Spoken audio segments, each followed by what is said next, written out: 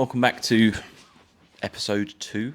Welcome back to the channel. I still haven't decided what I'm doing with this yet. By the time you hear it, I will have decided what I've done with it. So I'm starting to realize now that my rambling here, my yapping is somewhat null and void. It's a moot point. But welcome back. Hi. First and foremost, before we go any further, apologies for being an old, tech illiterate fart of a man. I sat down after I'd recorded the first episode and I got really excited because it felt good to create content in that way, and I immediately wanted to watch it back, and so I closed Zoom, downloaded the file or went onto where I'd saved it, and I opened it up and Zoom compressed the file. So the video quality was, quite frankly, it was fucking trash. It looked like I'd recorded it on a phone from about 2009, and as a result, whether it goes on YouTube or social media, it's not going to look great. But lesson learned. I think we fixed it this time, so we'll see how we go. I just hid my foot. Here we go, a little personal weird insight straight off the bat. I have really big toes and I'm a little bit self-conscious about them, so that was me. I'm going to keep them there. You've seen them now, and I've been vulnerable enough in sharing that with you. Anyway, welcome back. Hi, how are you doing? I hope you're well, wherever you are and however you're spending whatever time frame or time zone or time of the day it is when you are hearing this. Just where did I want to go with this episode today? First of all, if you can hear the little cutie pie, he's just wandering around, little Doug. This is my friend Phil and James's sausage dog. I wish I could show you. He's just stretched and sprawled in the sunshine. But yeah, if you hear him tippy-tapping about, that's him. I wanted to jump back in because I was in a bit of a flow from the last one, and I had a few ideas of where I could carry on the conversation. I'm wondering if we just dive straight into a topic that's been on my mind a lot recently. Yeah, I think something actually that's been coming through really strongly for me, and I had a big breakthrough this morning that I'd love to share with you guys, because for anyone who is in the work, doing the work, figuring their shit out on the inside, anyone who does this reasonably well will know that in unpicking and unpacking and exploring our behaviors, our thoughts, our limiting beliefs, our low self-worth, our shame, looking at the way we think and speak and treat ourselves and how we engage with the world, will know that large and in part, it will always bring you back to your childhood. It will bring you to your conditioning. It will bring you to your upbringing. It will bring you to your family system. It will bring you into contact with who raised you and how they raised you.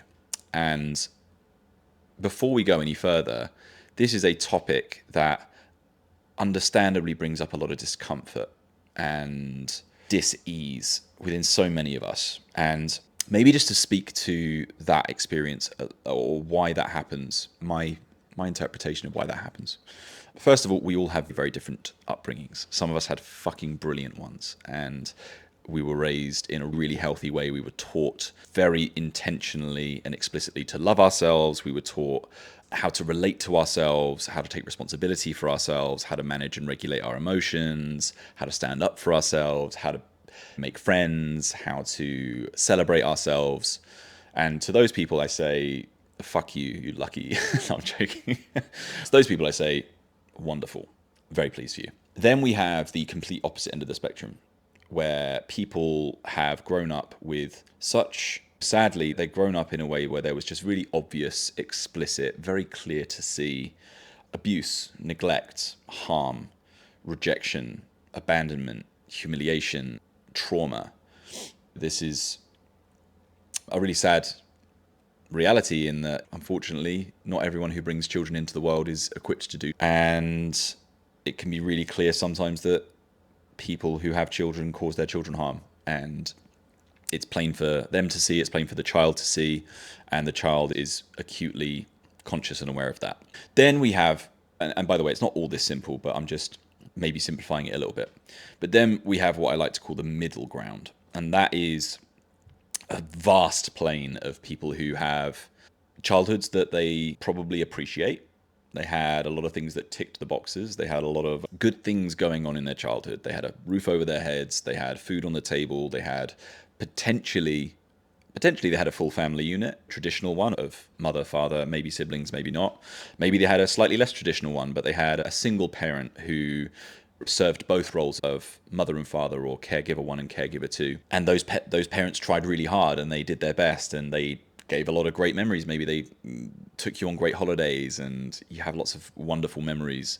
And to those of us, I would say, because I definitely include myself in this kind of middle ground, it can feel really strange to start exploring your inner world and tracing things back and coming into contact with younger versions of yourself and thinking about how stuff that happened when you were a child and the way you were raised might have impacted you in ways that you didn't realize.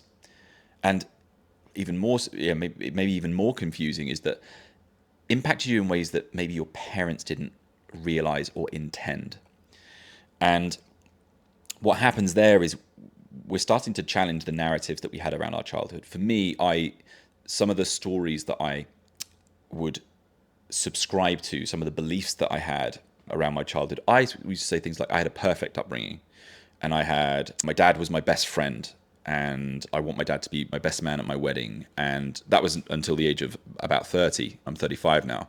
These were things that I genuinely, truly believed in my heart, and there was no reason to believe otherwise. And yeah, it can bring up this guilt. This is the point I'm getting to. It can bring up this real resistance and avoidance and guilt to start potentially looking at your upbringing with curiosity and through a lens of what might I have not seen there.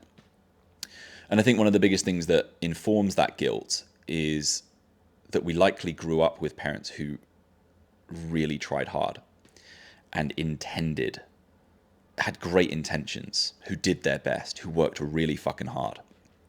And because we grew up in that environment, we knew no different, and we saw how hard they worked, and we heard their stories and what they used to say about how hard they worked, and they probably told us quite a few times how hard they worked and maybe how ungrateful we were sometimes, right?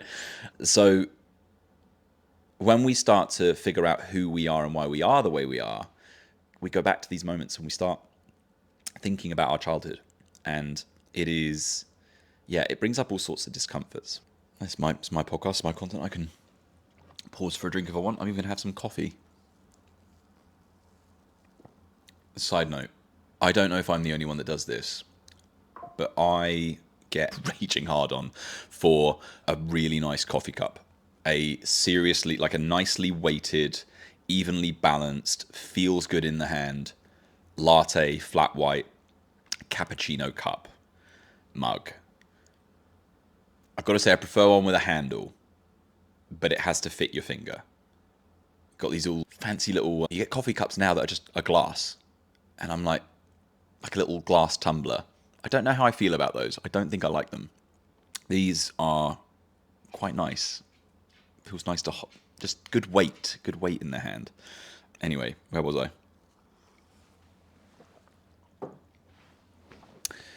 Yeah, so those of us who are doing the inner work, we've probably found our way there because we feel like something's missing, or we feel like something's not right, or we're trying to build relationships, we're trying to build lives, we're trying to become ourselves, find out who we are, and we probably keep trying to find it in places and it's just not working.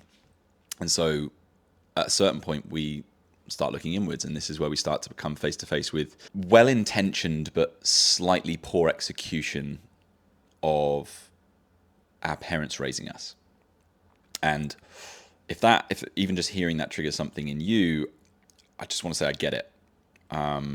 It can feel so gross and uncomfortable to even begin to start viewing your parents through the lens of anything other than they raised me, I'm grateful for them, they were brilliant. Of course, yeah, if that's not your story, I completely hold space for that as well. And that's, like I say, there are parents who overtly, explicitly, really clearly cause harm. But this kind of gray area that I'm talking about is where I find so many people struggling to find answers. And that is because the struggles or the suffering or the stories that we learned to start telling ourselves about our upbringing, like, I had a great upbringing. Everything was perfect. Everything was brilliant. I did this. I believed this. And I also find it an alarmingly, almost constant. It is present in every single, I'm pretty sure it's been at least 80 to 90% of all of the clients I've ever worked with have had a similar story when we start working together. I actually had one guy who, about 6 months ago, within 2 sentences, told me that he had a really good upbringing, and then also told me that he had a shit upbringing, and he couldn't see that one was a story and one was a little bit more honest and actually had a bit more vulnerability and truth to it. So the reason that I'm going in circles like this is because this was me and this was my upbringing, and I am in a really strange position of, so right now I am currently in a position where I have decided to cut all contact with both of my parents. And again, if you're hearing that, I invite you, and it brings up some discomfort or some judgment. First of all, I want to invite you to get curious about whatever reaction. Maybe that resonates and speaks to you, and maybe you're not speaking to your parents either. Maybe you have a parent who's passed away, and that you hear that, and that just sounds incredibly entitled and spoiled and disrespectful and triggering. But I had a breakthrough this morning.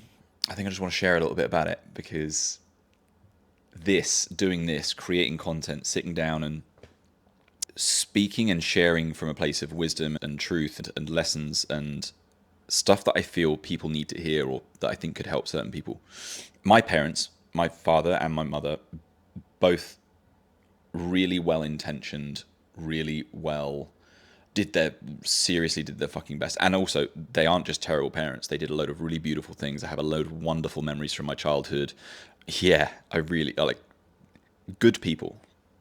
And at the same time, they also caused a lot of harm unintentionally, accidentally, without realizing it. And as a result of that, I've spent the last few years trying to unpack and heal and explore some of the wounds that were inflicted in my childhood that I couldn't see and that they definitely couldn't see. I have a rule of only speaking about things. I heard this phrase the other day that's beautiful. It says, only speak about things. Make sure that when you're creating content or you're speaking from your wisdom and your truth, that you're speaking from the scar, not the wound. And I think this morning was the moment where something in me shifted from it still being a wound to scarring over. And that's it. That's part of what this whole process is about. I was sat on my phone this morning. I'd done a bit of journaling, and then I opened up my phone, and sorry if I'm jumping around, by the way. This might not be too coherent, but I found my way this morning to a post that my good buddy, my very good friend Malcolm shared. Malcolm Fraser, at Rise with Malcolm, if you want to go and check out his work. Malcolm's an incredible coach, leader. He does a lot of men's work. He does a lot of relationship work, guiding couples to, build incredible relationships, both as individuals and with each other. And I read a post of his this morning that said it was all about the father wound. And he says, men who carry the absent father wound are here to do one of two things: perpetuate the absence through addiction, avoidance, violence, workaholism, rage, toxic shame, depression, passivity, or to transmute it by walking the path our father never did, healing our absence of the world, so that our children, our partners, our tribes may hold the fruits of our actions. Now, to give some context, first of all, Malcolm, I love you and I hope you're well. And that changed my fucking life this morning. The reason is that I had a breakthrough and a realization that was my relationship with my father has been very volatile over particularly the last 5 years. I went no contact with him for about 2.5 years. We then patched things up, and I looked to build a new relationship on kind of new terms, lowering expectations, meeting him and meeting myself where we were both at. And then last year I went through a really challenging experience in my life where, sadly, the support that I would expect would be the support that I would absolutely expect as a bare minimum from my parents and my father was not there. And as a result, I experienced a deep betrayal of by both my parents, but particularly my dad. And so that was just a little bit of context and backstory to why I'm not speaking to them anymore. And I, in my heart of hearts, believe that was the right decision and the right thing to do. I have been healing my father wounds for the past few years. And the truth is that one of the areas that I've been struggling to truly heal and break free from is showing up in authenticity, not hiding myself, not sharing my truth for fear of, I don't know, who it would upset or who might judge me or whatever it might be. And even not just in this context, but actually just being all of myself, living in a way that feels just fucking authentic and free and powerful and fun and light and all of the things. And I've done a lot of work and I've healed a lot. But this morning when I read that post, it made me realize that when I don't sit down and create content, when I don't show up for my business, when I don't share my truth and speak from my heart and share things that I know people need to fucking hear, that is still the wounds of my father in me, manifested in me. My dad is someone who has spent his entire life worrying about how he is perceived by others and how he looks to others. And that motivates and drives, sadly, a lot of his actions. Not fully. He also loves his children and has wanted to do his best for them. But something that I can see clearly now is how much of his behavior and his actions and his gestures have been heavily motivated by how he's perceived. So that has been one of the hardest things for me, is that I have spent my life hiding, overthinking, constantly worrying about everything that I say, do, even down to the ways that I sit, stand, walk, talk, the jokes I make, the people I hang out with, my interests. I constantly second guess. I filter, I water down, I hide, I shapeshift. I do anything but be myself and speak my truth. I care. I've spent my life caring way too much what other people think. And the thing that I realized this morning, actually, I'll read you the note that I put on my phone, because the truth is that I've been struggling to show up fully, freely, and without going up into my head about what am I trying to say and how am I coming across. And this is the first time that I feel like I've cracked it.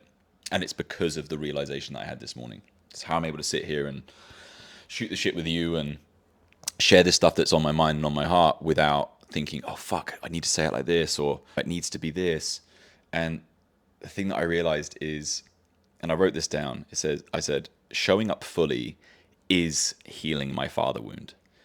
When I hide or I overthink or I try and get things to be perfect, this is my way of still trying to play small and gain his love and approval. The irony is that I've already rejected this energy from him and I have removed him from my life. But I am still accepting this energy from myself. This is the missing link for me. This is the bridge that I am still yet to cross. I am still subscribing to the stories and beliefs of, I can't mess this up, this needs to be perfect. These are programs, stories, scripts that I still subscribe to and that are just running on autopilot. So I just said, here, I'm going to allow myself to get it wrong. I'm going to allow myself to get it messy. And just stop being afraid to be seen. Show up, share your gifts, take up space, be brilliant, be all of yourself. Don't be like him, be like you. The longer you keep hiding, the longer the wound stays unhealed. And I also wrote this, which I think is an important piece of context, because this might sound like I am just blaming my father and being angry and making it all his fault, and maybe not being compassionate, or again, I hope that I have spoken to the positive experiences, and we have, like I say, I have some wonderful memories and some amazing, I love my dad deeply. I really do. But I also, again, truly believe that not having my dad in my life is the right thing for me. But I wrote this, it said, instead of thinking my father wounded me, I put my father's wounds in me, because that's how this stuff transpires. This is generational trauma. This is the stuff that we inherit, learn, is passed down through our lineage. Because the things that I saw it a few years ago when I slowly started waking up to this stuff. This is how generational trauma works, is that it is passed down, often silently, unconsciously, without any awareness.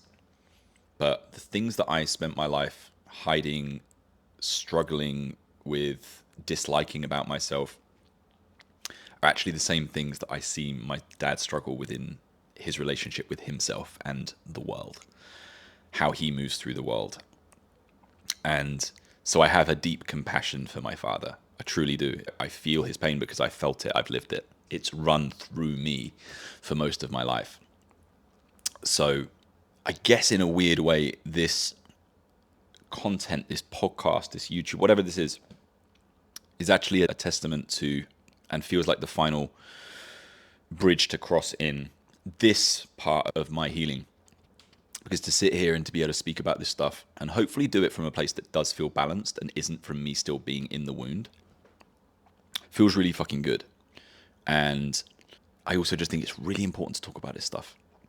I think it's really important to speak about these experiences, speak about what I have learned, because what I have gained from doing this work is a complete, and it will continue and it will deepen and I'll have challenges, but is basically a complete identity shift. I think we all, an identity upgrade, a reconnection to my authentic self, whatever you want to call it, reconnection to my power, my truth, my freedom. There's an amazing piece of content that I saw by, I think it was Preston Smiles about a year ago, but he talks about this idea of cutting the second cord. And they say the first cord that is cut is the one at birth, and the second one is the one that you need to cut yourself when you need to finally untether and disconnect from your mother's and father's approval. Now, this feels like a big step and a big part of that cutting of the second cord. And it's something that we all need to go through. Some parents will lovingly help you and support you. They'll give you the freedom to make the mistakes. They won't judge you. They will allow you to become the adult. They'll support you even if they disagree with you. They won't judge you. They won't try and keep you as their child or keep power over you or leverage things against you or manipulate you or gaslight you or avoid taking responsibility for when they hurt you or whatever it might be. Some parents will do that, but a lot of parents won't do that because they haven't done this work themselves. And that's why it's important for us, we, the ones doing the work, to understand this stuff, because it's heavy and it's fucking hard, but everything that we want and everything that we want to be and everything that we want to become is on the other side of doing that work. Episode 2 of a show. I think we've gone in pretty quick, but I think there's, that's coffee. I think there's some value in that. So wherever you're watching this, however you're receiving this, I'd love to hear from you. What resonated, what landed, what challenged you, what do you disagree with? Yeah. Comment, subscribe, maybe. Let's do that thing. I think I see that on YouTube channels. Let's start a conversation. I'd love to hear what spoke to you in this episode or in this content. Wherever you are and however you receive it. Just sending you so much love, and let me know what you need. Like I say, I'm going to in coming episodes or in future content, I'll do just some off the cuff questions, answering your guys' questions, or just getting into it with you, getting into whatever challenges you're having, because that's the shit that lights me up, is supporting people, serving people, and helping people in moving through their challenges so that they can really come back to themselves and let go of whatever's not serving them. Cheers for being here. Love you all, and I'll see you in the next one.